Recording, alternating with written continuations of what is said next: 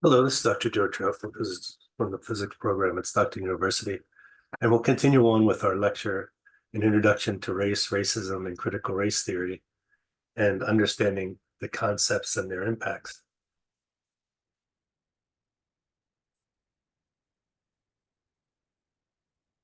Today, we're going to have a quick review of the last lecture of the definitions, and then talk a little bit about historical content and racism.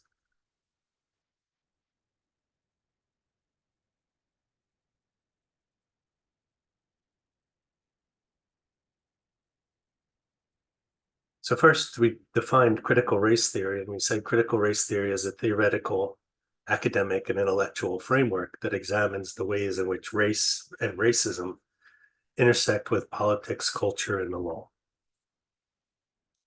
We define race as a social construct that categorizes people based on physical characteristics such as skin color, facial features, or hair texture. In a historical context, critical race theory suggests that the concept of race has been used historically to justify inequalities in hierarchies, particularly in colonial settings context. In modern understanding, we feel that modern science has shown that race has no biological basis and a socially and politically constructed concept.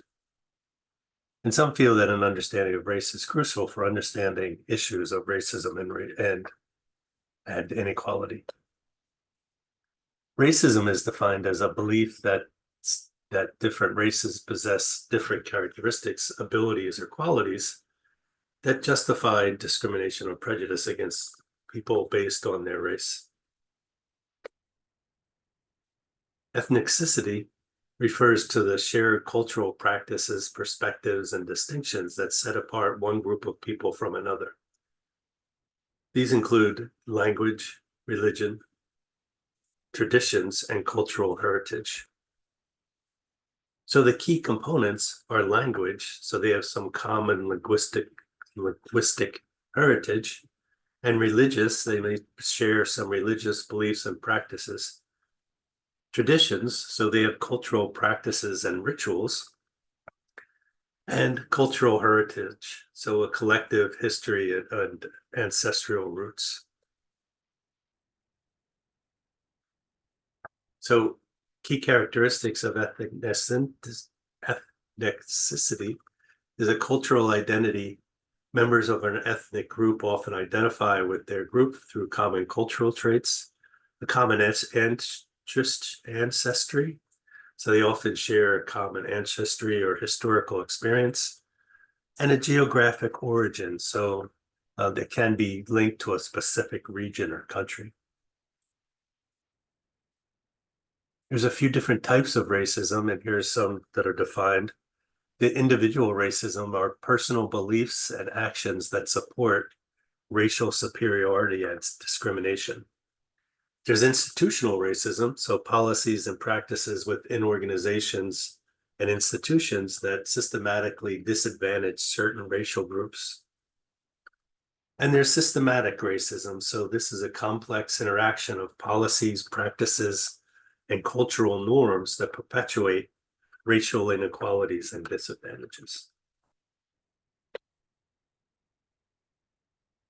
few more definitions are prejudice. This is a preconceived opinion or bias against a race without sufficient knowledge or reason. There's discrimination. These are actions or behaviors that result in unfair treatment of individuals based on their race. Stereotyping, these are overgeneralized beliefs about a particular group of people based on their race.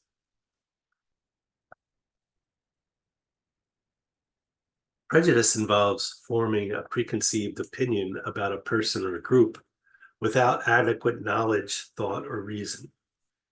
Excuse me. Here are 4 examples of prejudice. So there's racial prejudice. This occurs when individuals are judged or discriminated against based on their race or ethnicity. For example, assuming that a person of a certain race is more likely to commit a crime or less intelligent without any factual basis. It's also general prejudice. So this involves stereotypes, discrimination discriminatory attitudes towards individuals based on their gender. For example, believe that women are less capable than men in leadership roles, or that men cannot be nurturing and caregiving. There's also age prejudice, also known as ageism, and this type of prejudice involves assumptions about individuals based on their age. For instance, considering an older adult to be out of touch with technology, or assuming that young people are irresponsible or lazy. There's also religious prejudices. This occurs when individuals are discriminated against or judged because of their religious belief or practice. For example, assume that someone who wears a hijab is oppressed, or believing that all followers of a particular religion are extremist. Discrimination occurs when individuals or groups are treated unfairly or unequally based on certain characteristics. So we have racial discrimination. This involves treating individuals differently or unfairly based on their race or ethnicity. Gender discrimination. So this type of discrimination occurs when individuals are treated unfairly based on their gender. Age discrimination. This involves treating people unfairly based on their age. And disability discrimination. This occurs when individuals are treated unfairly due to their physical or mental disabilities. So let's look a little bit at the historical context. If we look at the history of race and racism, this will be a brief review of historical evolutions of race and racism. So we have the impact of colonialism and the transatlantic slave trade on race relations. So colonialism and the transatlantic slave trade have profoundly shaped modern race relationships. Understanding their impact helps to contextualize contemporary race issues and inequalities. So let's look at the definition and scope. If we have colonialism, it's a policy or practice of acquiring full or partial control over another country, occupying it with settlers and exploiting it economically. Began in the 15th century and continues into the 20th century. And the major colonial powers have included Europe, and such countries included European countries such as Britain, France, Spain, and Portugal, but is not limited to European countries. If we look at the transatlantic slave trade, this was the forced transportation of Africans to the Americas from the 16th to the 19th century. Approximately 12 to 15 million Africans were enslaved and transported, and integral to the economics, colonial powers and their colonies.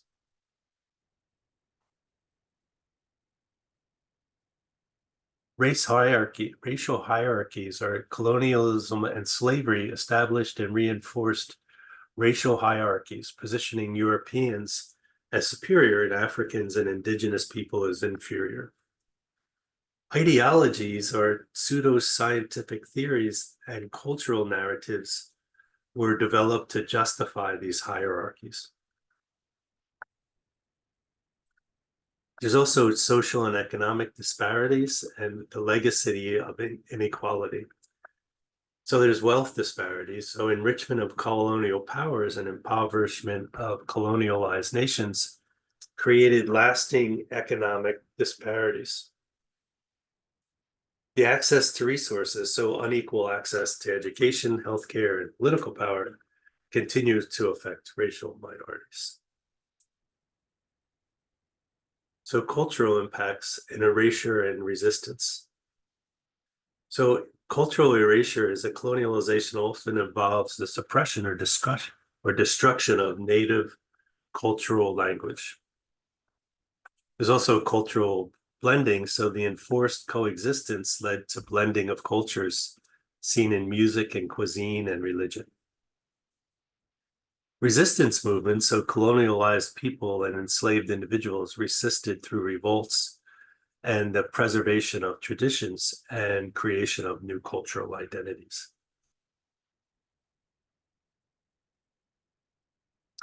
If you look at modern race relationships and continuing effects, we have systematic racism, and some feel that institutional structures in many countries still reflect the biases and inequalities established during the colonialism and slavery.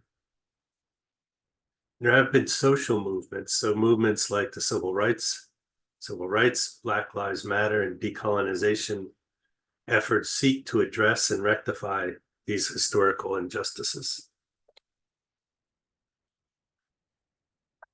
Here's some examples of continuing impact. So in the United States, we have racial segregation and civil rights movements. In South Africa, we had the apartheid and its aftermath. And in the Caribbean nations, we have economic dependency and cultural resilience.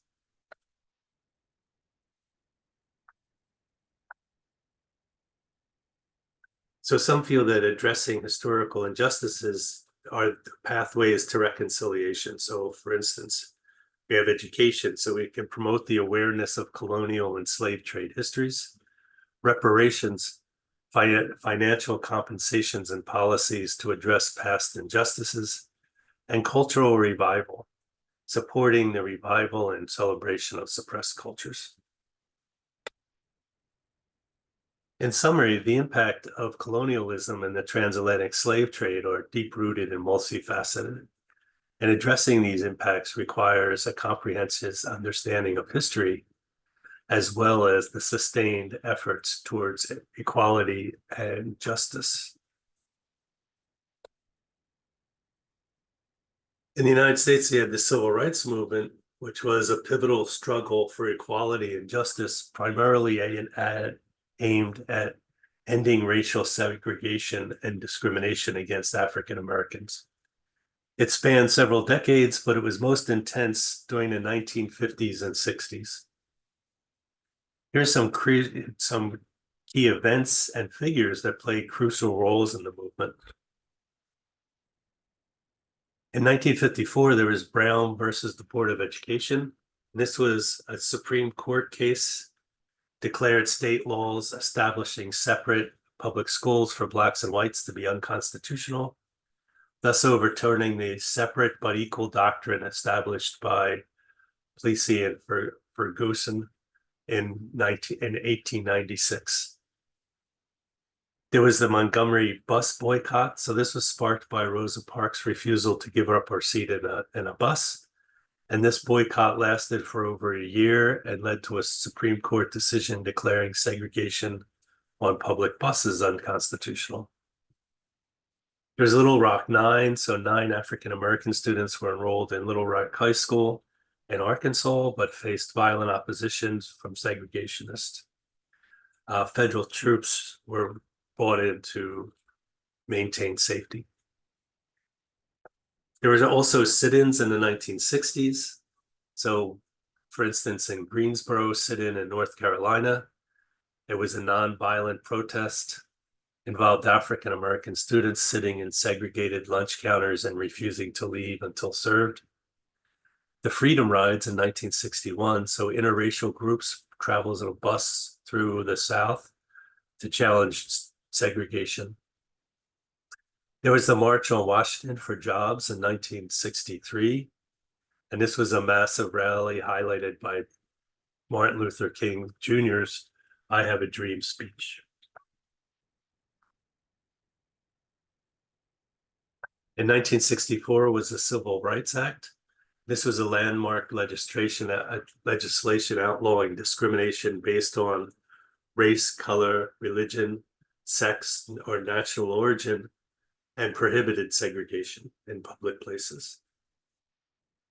There's a Voting Rights Act of 1965. So this law aimed to overcome legal barriers at the state and local level that prevented African Americans and others from exercising their right to vote as guaranteed by the 15th Amendment.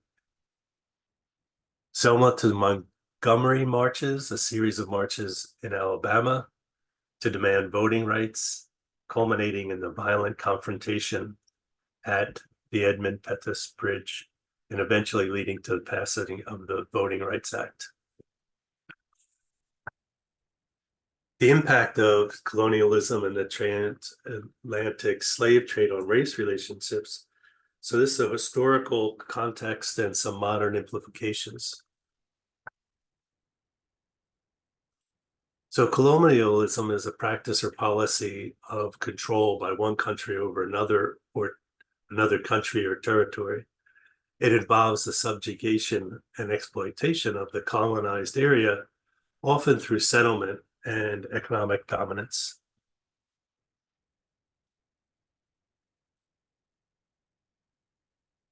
The core elements of colonialism is political domination.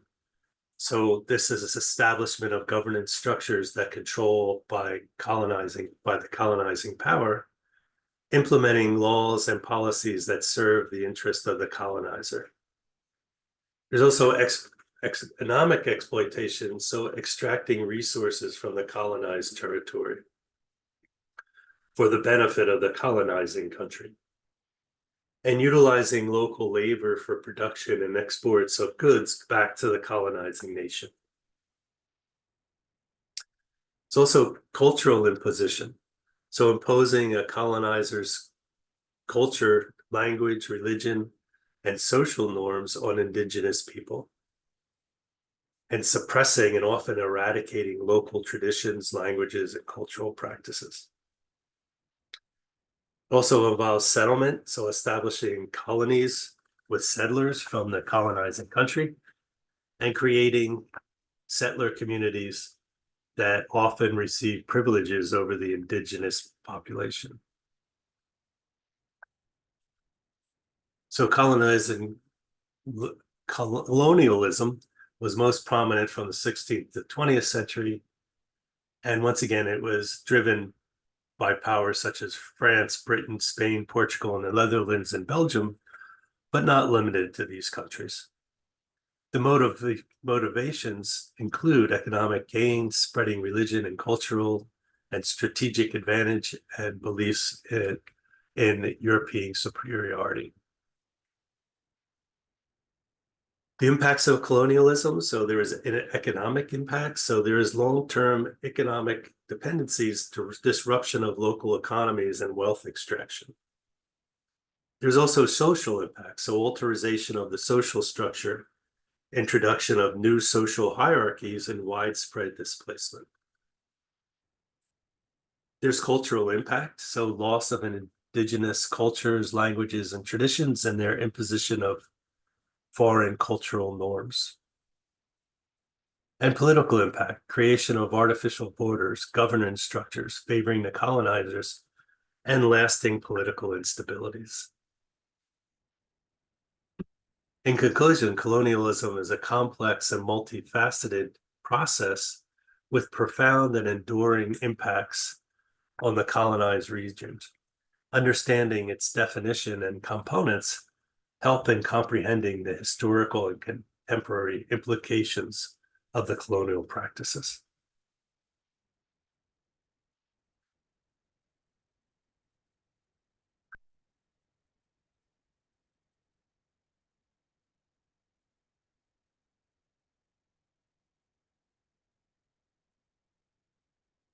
If we look at the transatlantic slave trade, this trade refers to the forced transportation of Africans to Americas in the 16th to 19th century. This trade was significant and brutal part of a broader Atlantic economy. So some of the key aspects: the trade was operated primarily in the early 1500s to the mid 1800s. And the participants were major European powers, and African states and societies were also complicit, capturing and selling Africans into slavery. There were routes. The routes included a Europe to Africa. The ships carried goods such as textiles, alcohol, and weapons to trade for enslaved people. There were Africa to Americas, the Middle Passage, enslaved Africans were transported across the Atlantic Ocean under horrific conditions, and Americas to Europe. So ships returned to Europe with goods produced by enslaved labor, such as sugar, cotton, and tobacco. It's estimated that 12 million Africans were forcibly transported, and a significant number of people died during the Middle Passage due to inhumane conditions. The economic motivation was that the trade was driven by a demand for labor to work on plantations in the Americas. And European economies benefited greatly from the exploitation of enslaved labor. The impact on Africa, it was societal disruption, depopulation, and long-term economic and political instability, and the destruction of cultures and communities. The impact on Americas was possibly the establishment of racially based slavery systems, economic development of colonies that later countries at the expense of enslaved Africans, and the creation of Africa diaspora communities. The abolition movement gained momentum in the 18th and early 19th centuries, and the key dates include the British abolition of the trade in 1807 and the US abolition in 1808. Slavery itself was gradually abolished in different regions throughout the 19th century. So in conclusion, the transatlantic slave trade was a harrowing period marked by immense human suffering and exploitation. Its legacy continues to influence race relationships and social structures of the Americas and beyond. And understanding its definition and key aspects is crucial to comprehending its historical significance and enduring impact. So the statistics on the number of enslaved Africans transported. The transatlantic slave trade involved the forced transportation of a significant number of Africans to America. So it's estimated that there were 12 million Africans transported across the Atlantic. Survivors of the Mid-Atlantic Passage was approximately 11 million. And annual estimates at the height of the trade in 1800 was about 80,000 Africans transported annually. The regional distribution is that the majority were taken to the Caribbean, about 45%, Brazil around 38%, and North America received about 6%.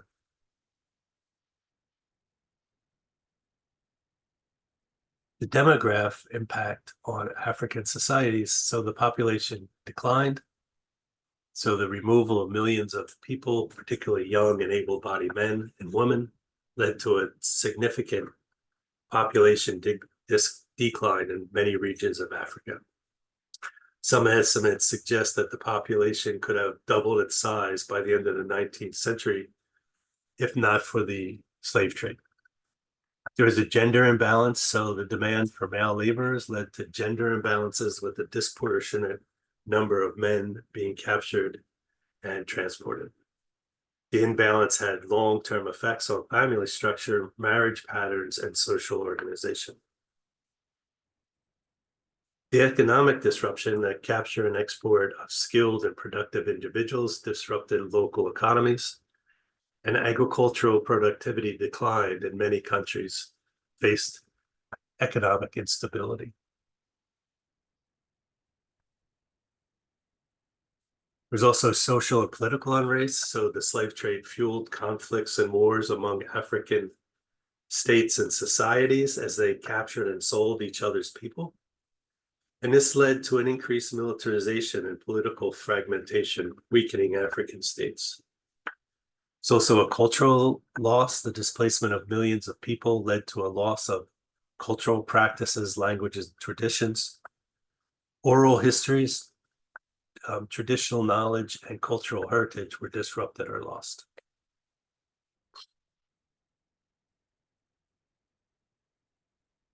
So if we look at the impact on the African diaspora, the population growth in the Americas, the African diaspora grew significantly in the Americas, contributing to a demographic makeup of the countries, such as Brazil, the United States, and various Caribbean nations.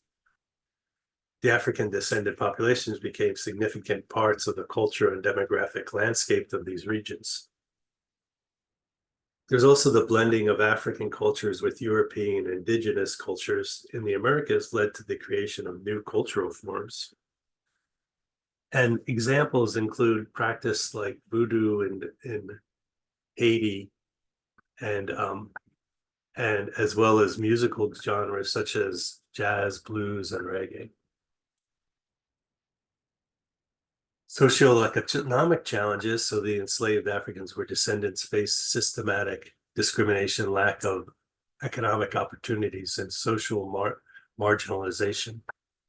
And these challenges have had long-term effects on the socioeconomic status and development within African descendant communities.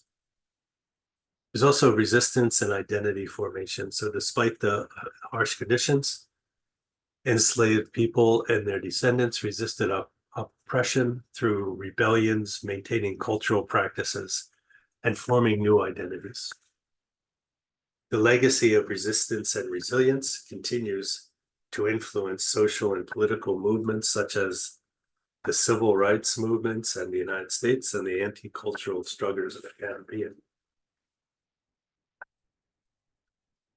So the legacy of racism and inequality, the racial identities developed to justify slave trade had long-lasting impacts on race relationships. And these legacies continue to affect African descendant populations through structural inequalities and systematic racism. So the transatlantic slave trade had profound, far-reaching demographic impacts on both African societies and the African diaspora. And forced migration and its consequences have left a lasting legacy that continues to shape social, economic, and cultural dynamics in the many parts of the world today. Understanding these impacts and essentially for addressing historical injustices and contemporary implications. So if we look at the civil rights movement towards equality and justice, right, it began in its pivotal period in Americas about 1950s and 1960s. It was characterized by widespread activism, legal challenges aimed at dismantling institutional racial segregation, discrimination, and disenfranchisement faced by African Americans. The movement employed nonviolent protests, legal actions, and advocacy to achieve significant social and legislative changes.